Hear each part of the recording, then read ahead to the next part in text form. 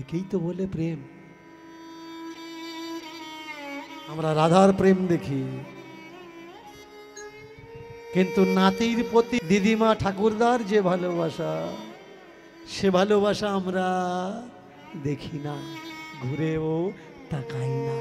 ছেলের প্রতি, মেয়ের প্রতি বাবা মার যে ভালোবাসা, সেই ভালোবাসা ঘুরে আমরা দেখার চেষ্টা করি না। ভগবানকে পূজা করলে ভগবান পাবেন না।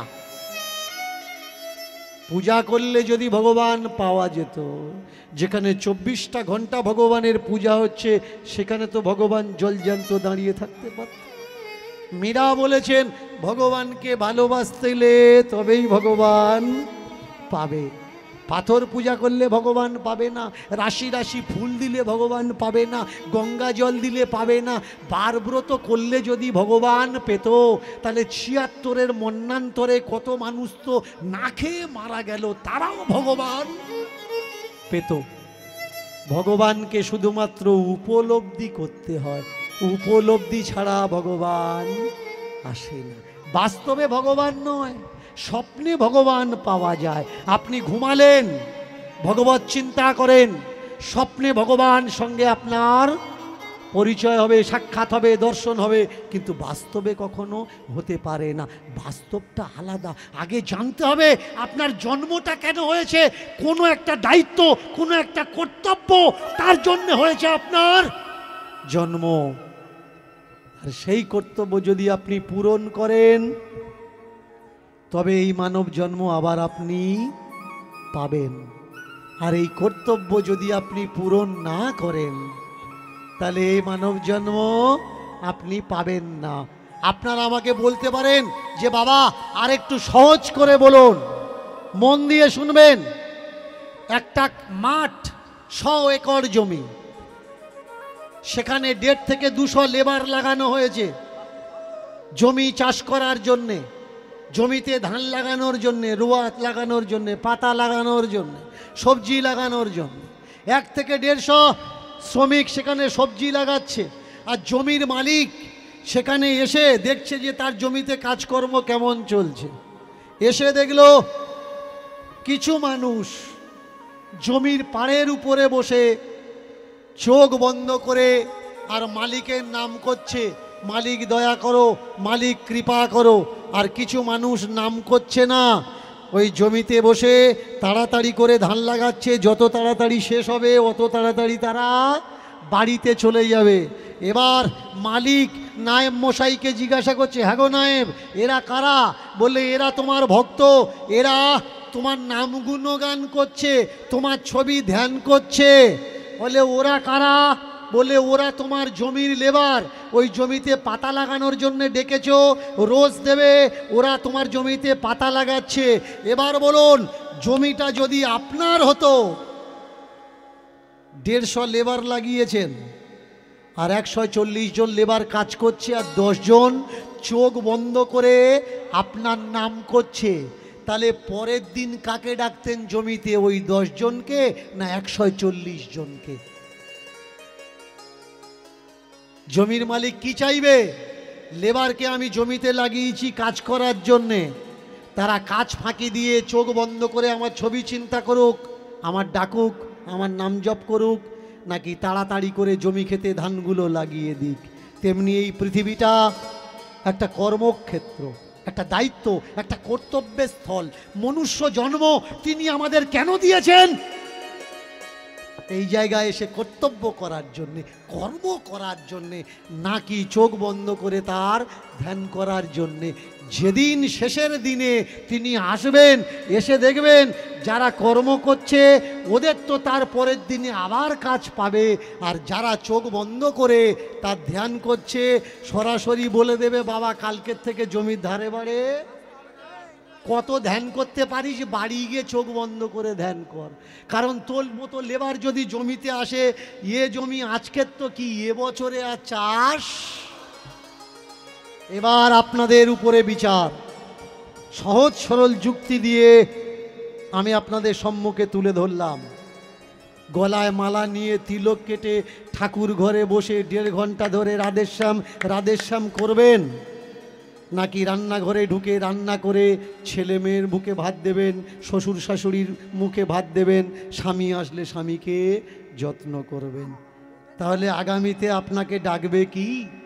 চিন্তা করে তারপরে এগোবেন, এরপরে আর কিচ্ছু বলার থাকে না। বাবা বলে উঠলে ওরে করবেতি, ওরে কর্মা, বাড়িতে বসে তুই পেলি আর আমি শুধু ছুটে মরলাম। আমাকে অনেকে বলে আপনি সনাতন ধর্মগ্রন্থের অপমান করছেন। না, সনাতন ধর্মগ্রন্থের সঠিক ডিসকাশন করছি। যেটা বাদ দেওয়ার দরকার বাদ দিচ্ছি, আর যেটা গ্রহণ করার দরকার আপনাদের সামনে রিপ্রেজেন্টেড করছি। মায়েরা, মেয়েদের ভিতরে দুই চরিত্রের মেয়ে হয়, একটা হচ্ছে সতী আর আরেকটা হচ্ছে অসতী।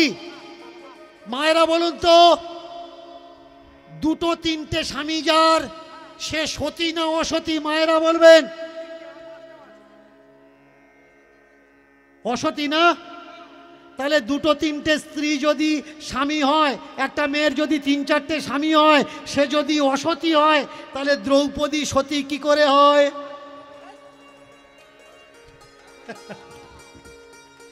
শুধু তাই নয়, যার নাম কুন্তী, বিয়ের আগে যদি কোনো কুমারী মেয়ে অন্যজনের সঙ্গে সহবাস করে পেটে বাচ্চা আসে, সে সতী না অসতী? অসতী। তাহলে বিয়ের আগে কুন্তির পেটে তো সূর্যের জন্ম হলো, সূর্যপুত্র কর্ণের জন্ম হলো। তাহলে কুন্তি সতী না অসতী? এবার বিচার করে বলো। একটা বাড়ির বউ কেমন, স্বামী তীর্থে গেছে, বউ কি করবে? বললে আমি তাহলে রামায়ণ ভাগবত পাঠ দিই।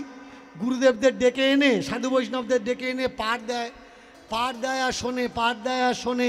2 বছর 2.5 বছর পরে স্বামী ফিরে এসেছে, এসে বললে শুনছিস, এত পুণ্য করেছি, তুই আর আমি স্বর্গে যাব, আমাদের কেউ আটকাতে পারবে না। প্রত্যেকটা তীর্থে গেছি, প্রত্যেকটা মন্দিরে, প্রত্যেকটা বাবাজিকে আমরা প্রণামী দিয়ে এসছি, এত পুণ্য করেছি, তোকে বলে বোঝাতে পারবো না। বউও বললে তুমি পুণ্য করেছো, তুমি চলে যাওয়ার পরে বাড়িতে আমিও বসেছিলাম না, আমিও পুণ্য করেছি। বলে কিরকম পুণ্য? বললে শোনো, আমি সাধারণ কোনো মেয়ে নয়, আমি সতী মেয়ে। বলে কিরকম সতী? বললে শোনো, মহাভারতে সব থেকে বেশি স্বামী যার, 5টা স্বামী, দ্রৌপদী নাম হয় তার। তুমি চলে গেছো, তুমি তো আমার একটা স্বামী। এই পাড়ায়, এই এরিয়ায় আরো 5খানা আমি কাজ করেছি, মানে তোমাকে নিয়ে 6টা হয়েছে।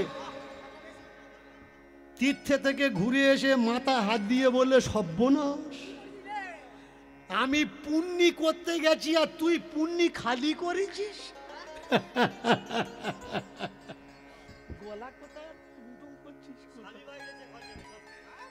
ও তীর্থে ঘুরে ঘুরে তীর্থ বাড়িয়েছে পুণ্যি করার জন্যে, আর এ ধর্মগ্রন্থ শুনে স্বামী বাড়িয়েছে পুণ্য করার জন্যে। স্বামী যাদের বেশি হয় তারা তো সতী নয়, তবুও ধর্মগ্রন্থ বলে তারাই নাকি সতী হয়। কুমারী মেয়ে নাভিতে পেটে হাত দিলে, আশীর্বাদ করলে, পেটে তার বাচ্চা এলো।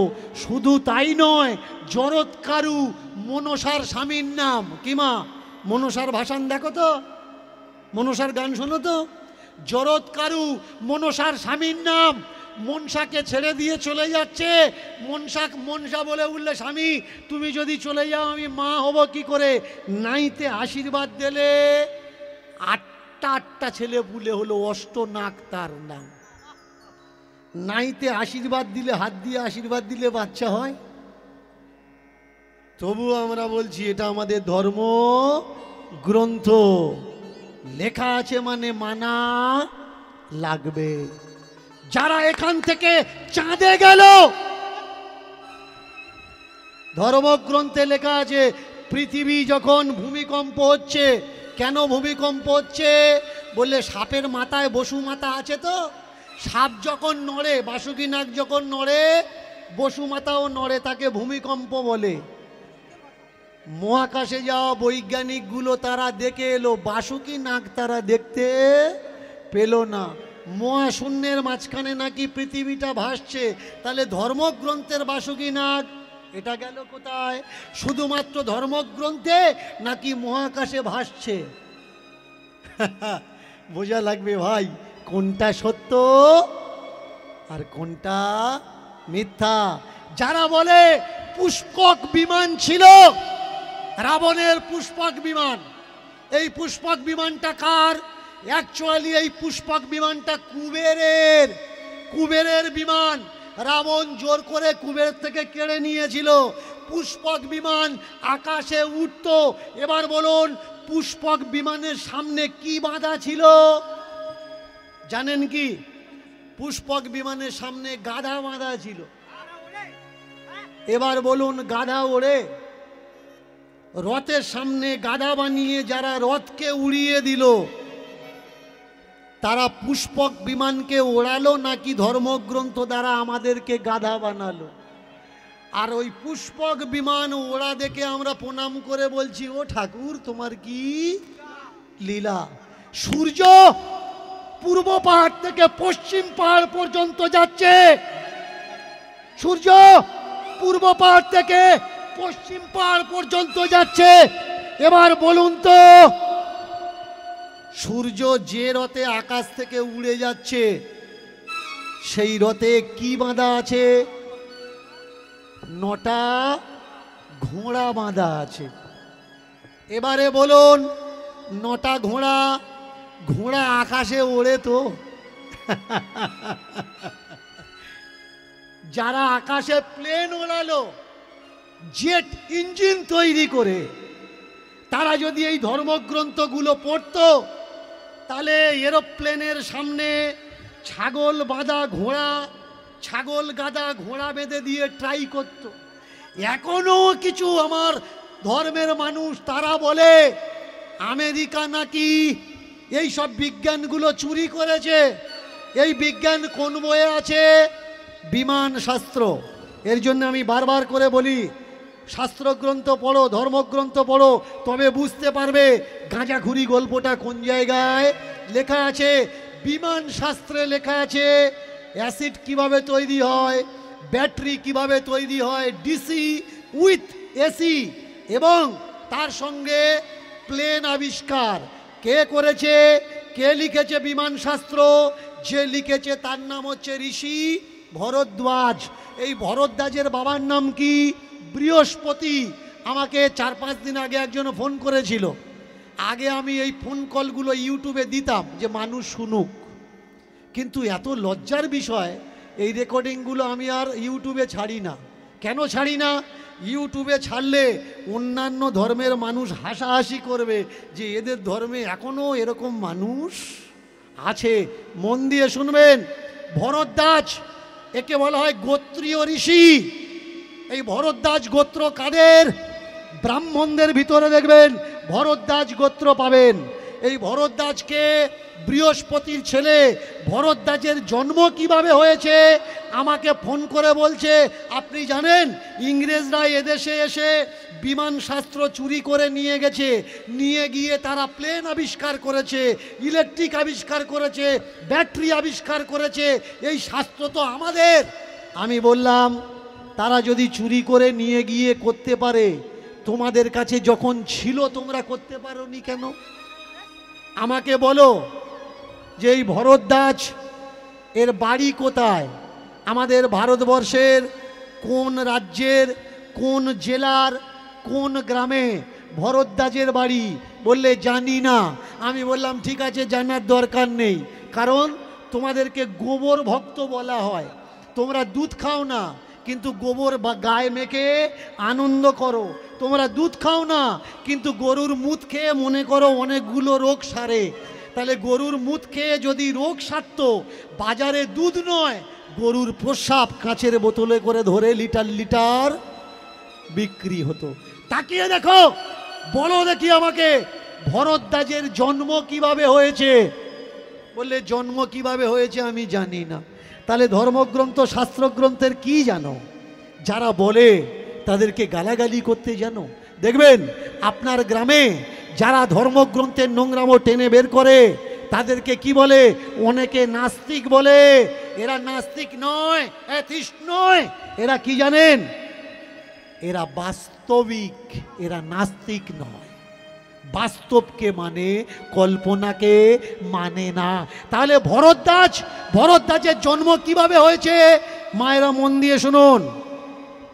আপনারা শাস্ত্র শোনার জন্য বসেছেন, আর শাস্ত্র যদি আমি আপনাদের সামনে বলতে থাকি, লজ্জায় কেউ এখানে বসতে পারবেন না, চোখে কানে হাত দিয়ে উঠে বাড়ি চলে যেতে হবে। তবু আমি বলছি, বলা আমার লাগবে। কেন? যেসব বইগুলোকে আপনারা ধর্মগ্রন্থ মনে করে পূজা করছেন, প্রণাম করছেন, ওগুলো নোংরা গ্রন্থ, ওগুলো ধর্মগ্রন্থ নয়। আমি বলতে চাচ্ছি, ধর্মগ্রন্থে যতটুকু থাকার দরকার ততটুকু রাখুন, আর বাকি নোংরামগুলো টেনে ছিঁড়ে ডাস্টবিনে ফেলে দিন। ভরদ্বাজ বৃহস্পতির ছেলে। আজকের যে আমাদের ভিতরে বিবাহ প্রথা আছে, যাকে আমরা বেদের সময়কাল বলছি, সত্যযুগ বলছি, এই যুগে কোনো বিবাহ প্রথা ছিল না। একটা মেয়ে যদি বাড়িতে থাকে তার সঙ্গে যে কেউ শারীরিক সম্ভোগ বানাতে পারে। মাকে মা বলে মনে হয় না, মনে করা হতো না। বোনকে বোন বলে মনে করা হতো না। নারী মানে ভোগ্য বস্তু, এটা শাস্ত্রের বিধান। এর জন্যে নারী সব জায়গায় যেতে পারবে না। এমনকি এরা ব্যবধান লাগিয়ে দিয়েছিল, নারী ধর্মক্ষেত্রে যেখানে ধর্ম কথা হবে সেখানে সে উঠতে পারবে না। অনেক জায়গায় এমন নিয়ম আছে, মেয়ে ছেলে যদি হরিনাম করে তাহলে মেয়ে ছেলে তার গান শোনা যাবে না। শুনুন, বৃহস্পতির ভাইয়ের বউ অন্তঃসত্ত্বা, পেটে বাচ্চা আছে, সেই ভাইয়ের বউয়ের সঙ্গে শারীরিক সম্ভোগ করছে। ভাইয়ের বউ বলছে, দাদা তুমি আমার ভাসুর হও, এরকম নোংরামো কাজ করো না, আমি তোমার ভাইকে ভালোবাসি, তোমাকে ভালোবাসি না।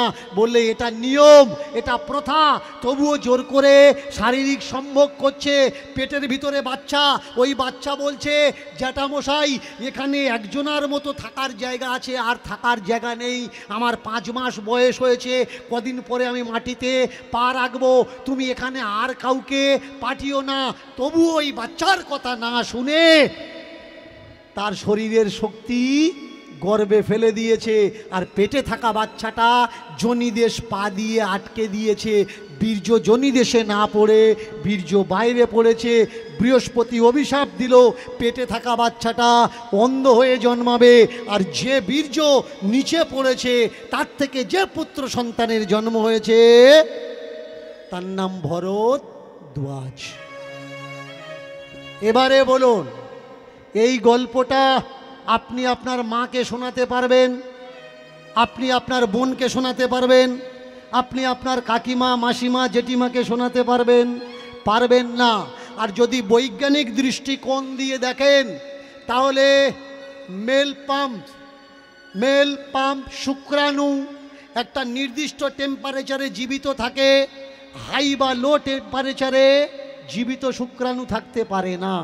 যে শুক্রাণু গর্ভে না গিয়ে মাটিতে বাইরে পড়লো, সেই টেম্পারেচারে বেঁচে থাকলো কি করে? যদি বা বেঁচে থাকলো, ভরদ্বাজ জন্ম নেয় কি করে? একবার বীর্য পতন হলে 60,000-এরও বেশি শুক্রাণু স্খলন হয়। তাহলে 60,000 শুক্রাণু থেকে 60,000 ভরদ্বাজ না হয়ে একটা ভরদ্বাজ কি করে হয়? এইবার আমাকে যে ফোন করেছে সে বলছে এটা গাঁজাখুরি গল্প, এটা মিথ্যে কথা। আমি বললাম, ভরদ্বাজের জন্ম যদি গাঁজাখুরি আর মিথ্যে কথা হয়, তাহলে যে মানুষটা জন্মায়নি সে বিমান শাস্ত্র লিখল কোন কায়দায়? বোঝা লাগবে ভাই। ধর্ম করে দুনিয়া আমরা শেষ করছি। আমাদের প্রত্যেকের কর্তব্য এই ধর্মকে বাঁচানো লাগবে, সত্যের পথে চলা লাগবে।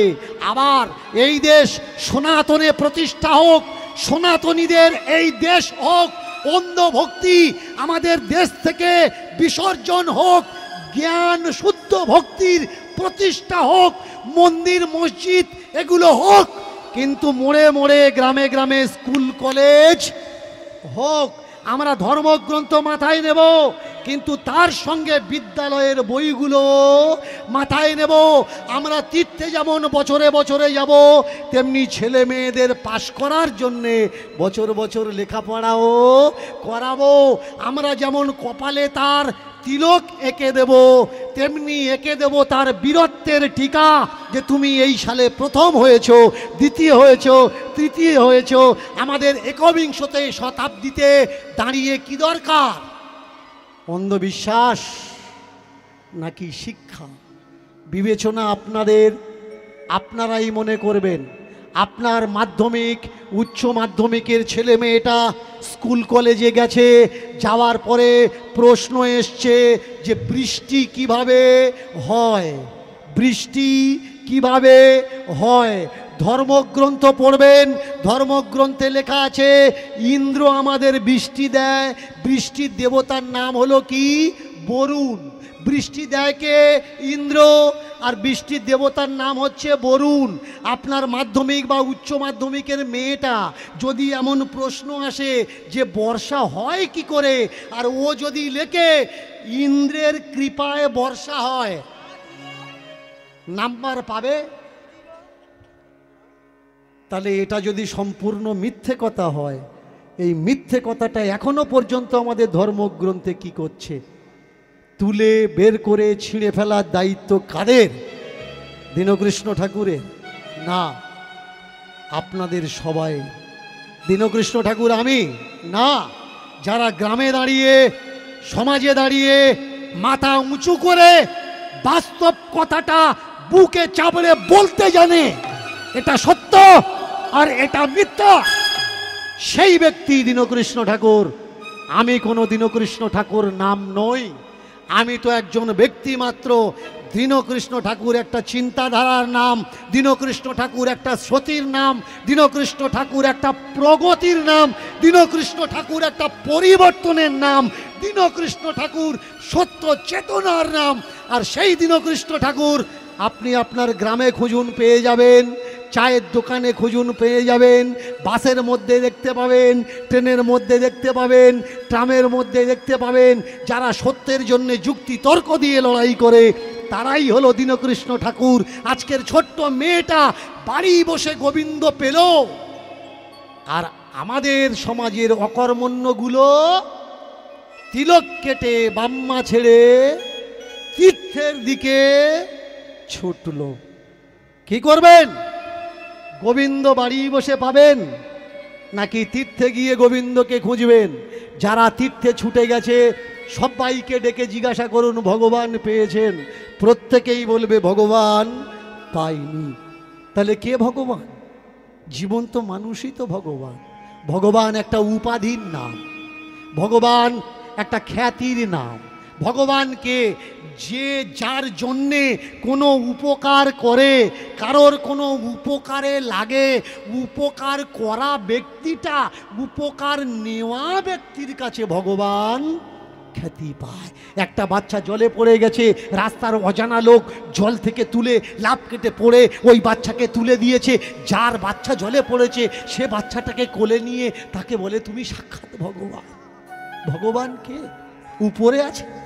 কর্মের দ্বারা মানুষ শয়তান হয়, কর্মের দ্বারা হয় ভগবান। মানুষের মাঝে দেবতা, মানুষের মাঝে ভগবান। এই ভগবান আকাশ থেকে আসে না, এই ভগবান মানুষের ভিতরে হয়। মানুষই ভগবান। সত্যযুগ থেকে আজও পর্যন্ত ভগবান খুঁজছি, আমরা পাচ্ছি না। কেন পাচ্ছি না? কারণ আমরা আমাদেরকে খুঁজছি। আমরা ভগবান খুঁজছি। কাকে খুঁজছি? তুমি তোমাকে খুঁজছো। তুমি ভাবছো ভগবান মানে দ্বিতীয় ব্যক্তি, তৃতীয় ব্যক্তি কেউ আছে না। ভাই, যে সমাজের উপকারে লাগে, যে সমাজের কাজে লাগে, সেই সমাজের কাছে ভগবান। তুমি আর আমি ভাবছি খুঁজলে তাকে পাওয়া যাবে, পাওয়া কখনো যাবে? উপকারে আর কেউ লাগবে কেন, সেই উপকার আমার দ্বারাই শুরু হোক। তাহলে আমি একদিন মানুষের কাছে হয়ে যাব ভগবান। আমরা আমাকে খুঁজছি, তাই সে যুগ থেকে এ যুগ পর্যন্ত আমরা পথে পথে ঘুরছি।